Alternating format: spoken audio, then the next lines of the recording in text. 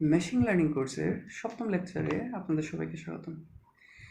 বিগত লেকচারে আমরা লিনিয়ার রিগ্রেশনটা করেছিলাম, তার সঙ্গে আমরা অনেক থিওরি কভার করেছিলাম যেগুলো আমরা ক্লাসে করেছিলাম। তো আজকে আমরা সিম্পল লিনিয়ার রিগ্রেশনের একটা এক্সটেন্ডেড ভার্সন দেখব, সেটা হচ্ছে মাল্টিপল লিনিয়ার রিগ্রেশন। আর তার আগে আমরা থিওরিটা একটা জাস্ট ওভারলুক দিয়ে যাই।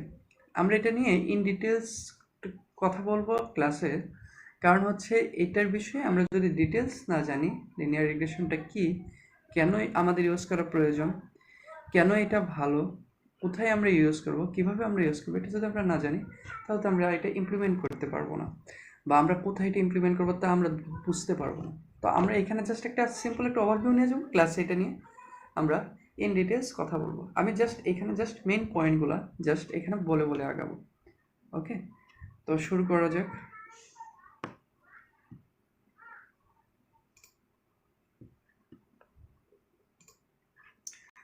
তো সবার আগে আমরা একটু এক নজরে একটু দেখে নিই types of machine learning. Machine learning কি কি টাইপস আছে, যে এখানে আমরা বিভিন্ন ধরনের মেশিন লার্নিং টাইপস দেখতেছি: সুপারভাইজড, আনসুপারভাইজড, রিইনফোর্সমেন্ট।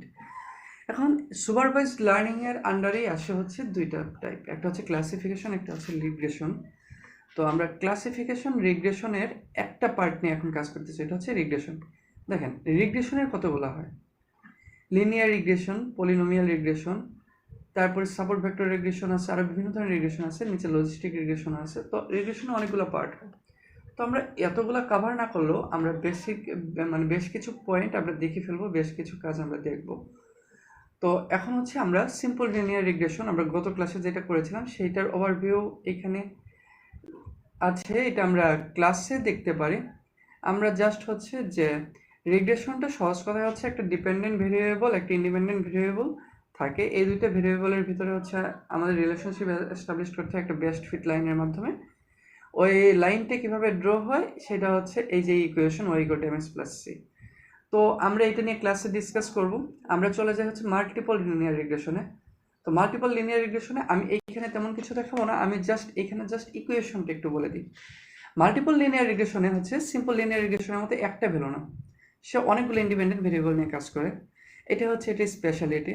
তো এখানে যেমন আমরা দেখতে পাচ্ছি হচ্ছে y = β0 + β1x1 β2x2 ... βpxp plus error অনেক ক্ষেত্রে দেওয়া হয় সাধারণত প্রোগ্রামিংয়ের ভুলগুলো ফিক্সিং করার জন্য। তার আগেরগুলো হচ্ছে যেমন x1 x2 ...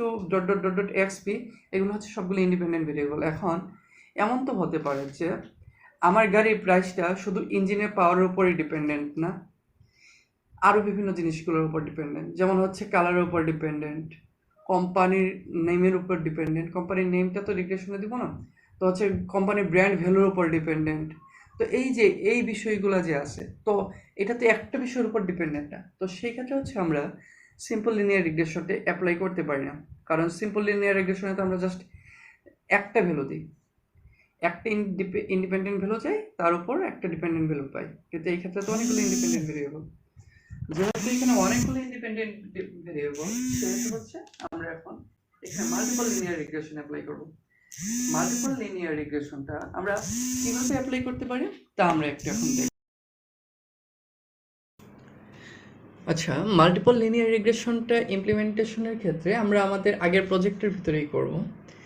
এখন অনেকেই প্রশ্ন করতে পারেন যে আমরা আগের প্রজেক্টেই কেন করব। এর কারণ বিশেষ কিছু না, সহজ কথা হচ্ছে যে এইখানে আমরা তো লাইব্রেরি প্যাকেজগুলো অলরেডি ইনস্টল করে রেখেছি, যেই জন্য হচ্ছে আমরা এইখানে যদি করতে চাই তাহলে হচ্ছে আমরা অনেকগুলো সুবিধা পাবো।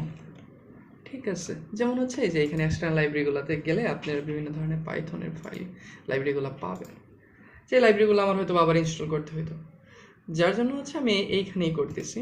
তো এইখানে আমি আবার নতুন একটা জুপিটার নোটবুক নিয়ে নিই। জুপিটার নোটবুক যেহেতু আমরা মাল্টিপল লিনিয়ার রিগ্রেশন প্র্যাকটিস করবো, তো ওই রিলেটেড নামই দিই।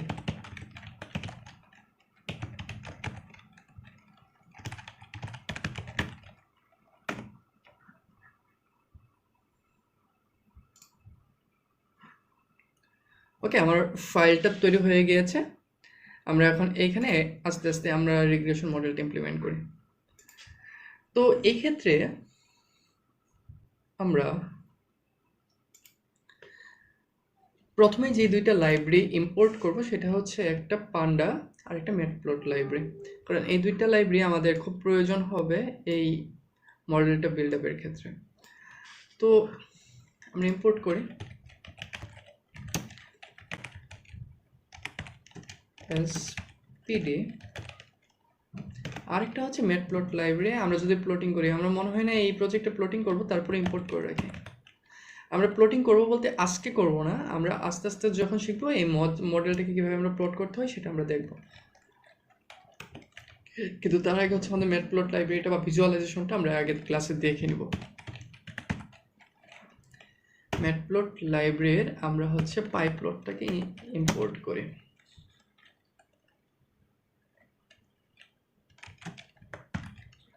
ওকে, তো হচ্ছে এখন হচ্ছে আমাদের এখন কি লাগবে, আমাদের একটা রিগ্রেশন মডেল লাগবে। আচ্ছা, রিগ্রেশন মডেল আমরা আগে আমাদের ডাটা সেটটা নিয়ে কাজ করি।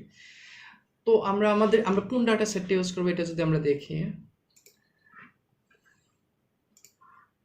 এই যে আমরা ক্যাগেলের এই car price prediction multiple linear regression এই ডাটা সেটটাকে আমরা ইউজ করব। এটা আপনারা এই যে এই নাম সার্চ করলেই পেয়ে যাবেন।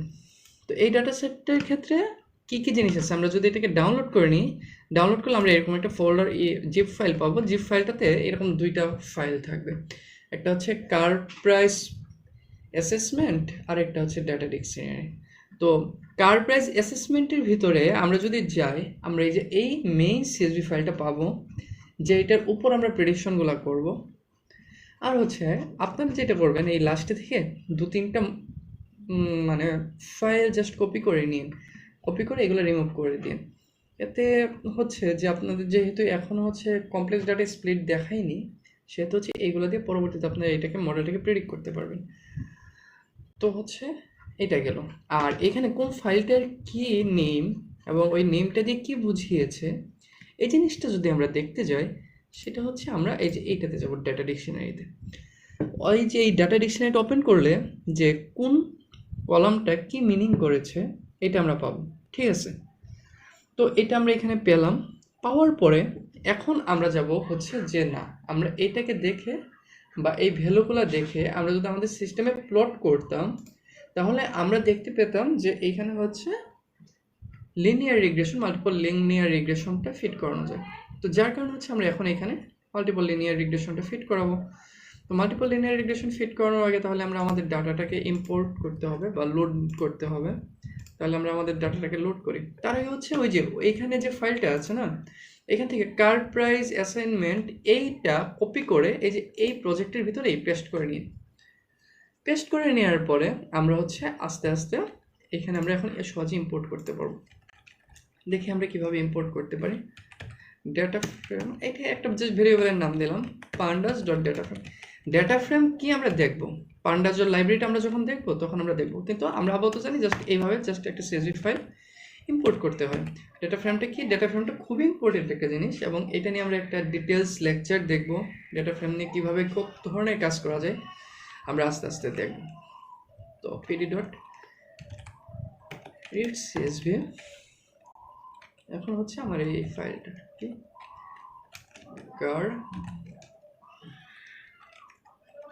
প্রাইস অ্যাসেসমেন্ট চলে আসলো। আমি হচ্ছে ডেটা ফ্রেমটাকে নিয়ে নিলাম। আচ্ছা, আমি ডেটা ফ্রেমটা দেখি ঠিকভাবে লোড হলো কিনা। এটাকে এন্টার করলে আমরা এই যে আমি ফাইলগুলো পেয়ে গেছি, আমার ফাইলগুলো এখন আমি অ্যাক্সেস করতে পারতেছি। এখন হচ্ছে আমি পরবর্তী ধাপে যাব। আমার পরবর্তী ধাপ কি? পরবর্তী ধাপ হচ্ছে যে আমি আমার রিগ্রেশন মডেল যেটা আছে সেটাকে বিল্ড করব, তাই নাকি? তো আমি আমার রিগ্রেশন মডেলটা বিল্ড করে স্টার্ট করি।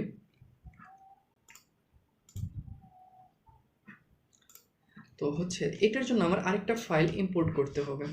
ওই ফাইলটা যদি ইনস্টল না থাকে তাহলে হচ্ছে আপনারা টার্মিনাল থেকে ইনস্টল করে নেবেন। আর জুপিটার নোটবুক যদি হয় তাহলে হচ্ছে আপনারা ওই যে কন্ডার যে কনসোল প্যানেলটা আছে ওইটা থেকে ইনস্টলটা করে নেবেন। করে নেওয়ার পরে এখানে আসবেন, এসে তারপরে হচ্ছে যে আমি ফার্স্টেই হচ্ছে ইম্পোর্ট করি সার্কিট লার্নটা from sklearn linear model import linear regression. এই যে আমি লিনিয়ার রিগ্রেশনটা ইম্পোর্ট করলাম, কোডটা এক্সিকিউট করি। যদি আমার এখানে এটা অ্যাভেলেবল না থাকতো তাহলে ওই পেত না এই ফাইলটা। এখন এটা পাওয়ার পরে আমি হচ্ছে এখন লিনিয়ার রিগ্রেশনের ক্লাসকে আমি কল করব যেন আমি ওর ক্লাসের বিভিন্ন মডেলগুলো ইউজ করতে পারি, বিশেষ ওই মডেলটা যেন ইউজ করতে পারি, লিনিয়ার রিগ্রেশন মডেলটা। তাহলে আমি এটা করি, এটা একটা ভেরিয়েবলের আন্ডারে রাখি, মাল্টিপল লিনিয়ার রিগ্রেশন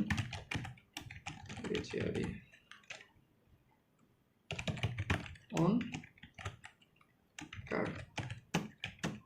এখন হচ্ছে আমি লিনিয়ার রিগ্রেশন ক্লাসটাকে কল করি। এখন হচ্ছে যে এখানে আরেকটা বিষয় আছে, যেটা হচ্ছে যে আমি এইটার ক্ষেত্রেও এইভাবে ব্র্যাকেট দিয়ে কল করলাম, আবার হচ্ছে আমি যখন মেথড লিখতেছি তখনও তো এইভাবেই কল করতেছি। ডিফারেন্ট কোথায়? এখানে কিন্তু একটা মেজর ডিফারেন্ট আছে। এটা কিন্তু ক্লাস আর এটা কিন্তু মেথড। ক্লাস কি, মেথড কি, আমরা নেক্সট ক্লাসে এটা দেখব। এই জন্য আমরা আগে এই মডেলটা দেখে নিলাম, আমাদের প্রয়োজনীয়তা কি অবজেক্ট ওরিয়েন্টেড এটা একটু জেনে নিলাম। তারপরে আমরা যখন ক্লাস অবজেক্ট জেনে নিব তখন আমরা এই কাজগুলো যখন করব তখন আমরা ইন্টারনাল স্টাফগুলো বুঝতে পারবো না এটা এইভাবে কাজ করে। আমরা যদি লিনিয়ার রিগ্রেশনে একটু ঢুকি তাহলে আমরা দেখতে পাবো এই যে এটা কিন্তু আসলে বাস্তবিক পক্ষে একটা মডেল, এবং মডেলটা একটা ক্লাসের আন্ডারে, এটা কিন্তু একটা ক্লাসের আন্ডারে, ঠিক আছে?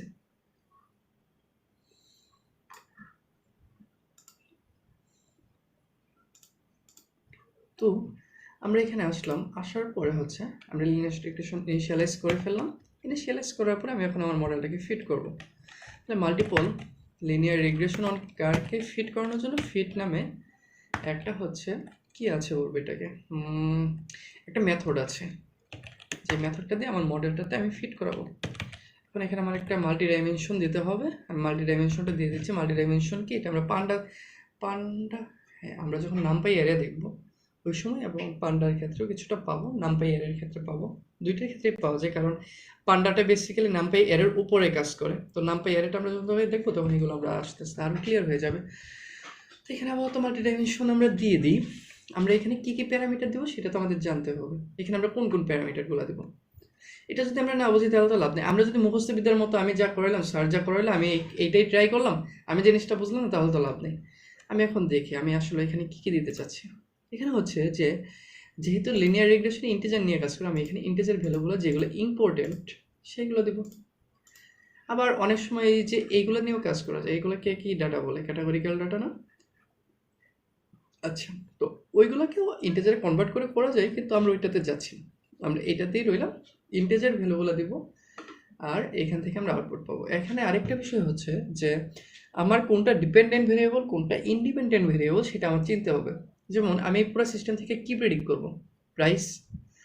যদি আমি আমার সিস্টেম থেকে শুধু প্রাইসটা প্রেডিক্ট করতে চাই, এই প্রাইসটা, তাহলে এই প্রাইস ব্যতীত অন্যান্য যে ইন্টিজারগুলো আছে যেগুলো আমরা দিব এগুলো হচ্ছে ইন্ডিপেন্ডেন্ট, আর প্রাইসটা হচ্ছে ডিপেন্ডেন্ট। এখন ধরি আমি হচ্ছে আমার এখান থেকে হচ্ছে ইঞ্জিন সাইজ প্রেডিক্ট করব।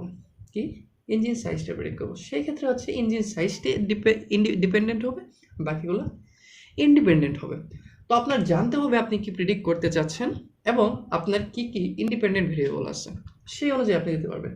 তো যেহেতু আমি ইন্ডিপেন্ডেন্ট ভেরিয়েবলগুলো আমি এখন জানি, ওইগুলো দিয়ে দিই। যেমন হুইল, এটা কি, হুইল বেস, কার লেন্থ, কার ওয়েট, কার হাইট, এই জিনিসগুলো।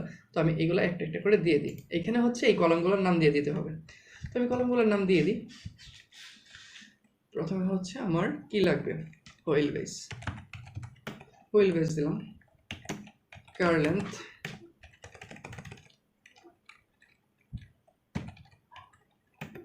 কার লেন্থ, কার ওয়েট, কার হাইট, তারপরে কার বি ওয়েট, কার বি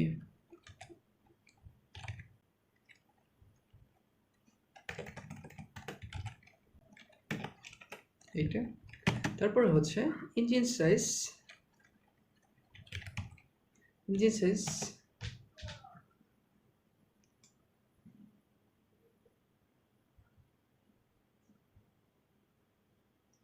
আর কি কি দিতে হবে,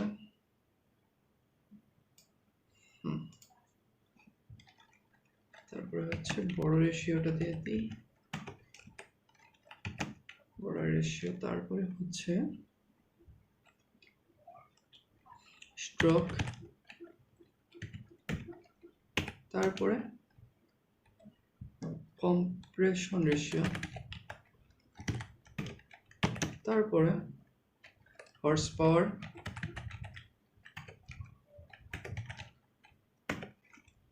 তারপরে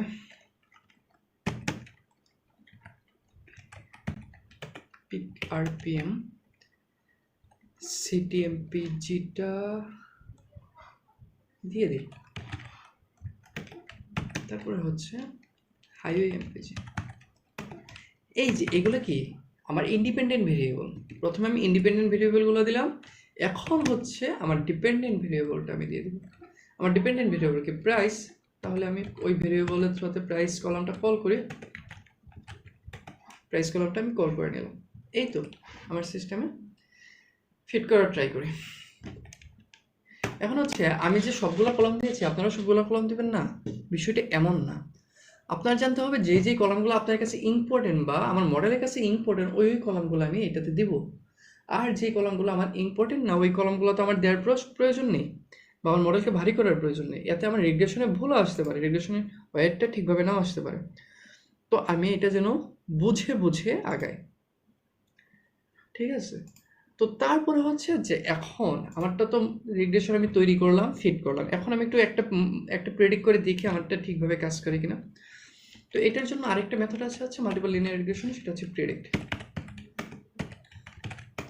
এখন প্রেডিক্টে আমি দিয়ে দেবো। এখন কথা হচ্ছে যে আমরা যদি direct multiple linear regression fit করলাম এবং প্রেডিক্ট করলাম, আমরা এটা করে ফেললাম অলরেডি একটা তৈরি জিনিস দিয়ে, তাহলে আমরা কেন যে বুঝবো যে এটা ইন্টারনাল স্টাফ কাজ করে কীভাবে, ইন্টারনাল সেটিংসটা কাজ করে কীভাবে? এইটার প্রধান কারণ হচ্ছে ভবিষ্যতে যদি কখনো আপনি যদি এটাকে আপগ্রেড করতে চান বা আপনি যখন ইন্টারনাল স্টাফটা বুঝবেন তখন আপনি এটাকে আপনার ইচ্ছা অনুযায়ী ম্যানিপুলেট করতে পারবেন, না হলে তো পারবেন না। এই জন্য হচ্ছে যে আমরা এটা ইন্টারনাল স্টাফটাও বুঝবো, ইন্টারনাল এটা কিভাবে কাজ করে, কোন ইকুয়েশনের উপর কাজ করে। যদিও আমি এখানে হালকা একটু একটু বলেছি, তারপরে আমরা আরও বলবো, আমরা আরও জানার চেষ্টা করব। তখন হচ্ছে যে আমরা এটা বুঝতে পারবো হ্যাঁ এটা এই জন্য কাজ করে। না হলে অলরেডি তো এই মেথডগুলো এই ক্লাসগুলো পাইথনে তৈরি করা, আমরা তো জাস্ট ইউজ করলেই পারি, তাহলে আমরা কেন জানবো? জানতে হবে এই কারণে যেন আমরা কোথায় কখন কিভাবে এটা ইউজ করবো সেটা যেন আমরা বুঝতে পারি। ওকে, তো আমি অলরেডি আমার নোটপ্যাডে একটা ভ্যালু লিখে রেখেছিলাম, আমি এটা দিয়ে প্রেডিক্ট করি। এই যেটা, তো এটা দিয়ে আমি একটু প্রেডিক্ট করি, দেখি কি আসে। দেখছেন এই যে আমার ভ্যালুটা আসছে এখানে, ওয়ার্নিং ডাজন্ট ম্যাটার, এটা এত করার প্রয়োজন নেই। এই যে এখানে কিন্তু আমার ভ্যালুটা চলে আসছে। এখন আমরা ক্লাসে আরও অনেক জিনিস দেখবো। এটা ছিল আমার বেসিক মডেলটা, আপনারা এটা প্র্যাকটিস করেন, এটার ইন ডেপথ বোঝার চেষ্টা করেন। তারপরে আমরা আরও দেখবো এখানে যে ভ্যালুগুলো যে প্রেডিক্ট করলো, তারপর প্রত্যেকটাই মানে ওয়েটটা কোনটার ওয়েট কেমন এসেছে, কিভাবে আমরা ওই ওয়েটটা দেখবো, এগুলো দেখা যায় এখানে ভেরিয়েবল কল করলে, ওইগুলোও দেখা যায়। ওইগুলো আমরা আস্তে আস্তে ভবিষ্যতে দেখব। তারপরে হচ্ছে আমরা আজকে তো এটা রিগ্রেশন করলাম, তারপরে হচ্ছে আমরা এটাকে প্রেডিক্ট করলাম। এখন তো এটা আমাদের প্লটিং করে দেখা উচিত ছিল যে এটা দেখতে কার্ভ শেপটা কেমন হয়। এটা আমরা আস্তে আস্তে আগাবো, আমরা ভিজুয়ালাইজেশনটা শিখবো, তখন আমরা এটা প্লটিং করে দেখবো। ওকে, তো আজকে এই পর্যন্তই। আমার আই হোপ আপনাদের সবার ক্লাসটা ভালো লাগবে, যেহেতু আমাদের প্রথম শুরু হয়েছে। সিম্পল লিনিয়ার রিগ্রেশন দেখলাম, মাল্টিপল লিনিয়ার রিগ্রেশন দেখলাম। তো আমি আশা করি আপনারা সবাই এই লেকচারগুলো খুবই এনজয় করবেন। আর তারপরেও হচ্ছে যদি কোনো কোয়েশ্চেন থাকে, কোনো প্রকার কোয়েশ্চেন মানে আপনাদের মনে ওঠে, আপনারা অবশ্যই আমাকে জানাবেন, আমি ওইটা সলভ করে ট্রাই করব। ধন্যবাদ সবাইকে আজকের মতো, আগামী ক্লাসে আবার দেখা হচ্ছে। Good bye.